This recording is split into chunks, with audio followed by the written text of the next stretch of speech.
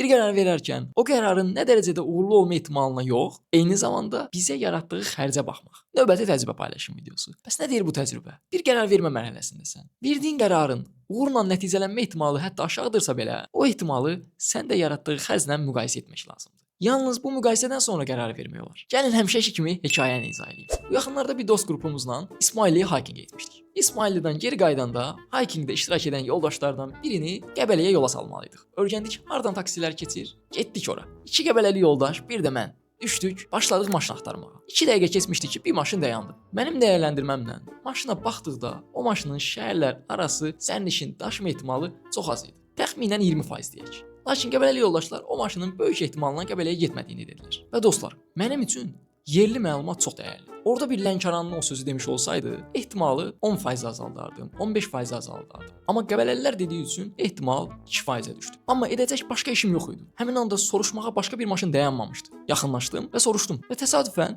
o maşın sən demə Qəbələyə gedirmiş. O soruşub soruşmamaq qərarını verəndə mənim üçün əsas faktor xərcin az olması idi. Yəni mənim o anda o zamanı dəyərləndirməyə, o enerjini dəyərləndirməyə bir alternativim yox idi. Baxmayaraq ki, o maşının Qəbələyə getmə ehtimalı az idi, onu soruşmağın xərci də az idi. Və nəticədə bizim yoldaşı Qəbələyə o maşınla yola saldıq. Əlbəttə ki, burada başqa faktorlar da var. Cəsarət var, sosial qarşılaşmaya girməyin rahatlığı var və s. Amma ən vacib faktor mənim üçün xərcin az olması idi. Ümid edirəm bu yanaşma sizin üçün faydalı olar. Sağ olun, sağlıqla qalın.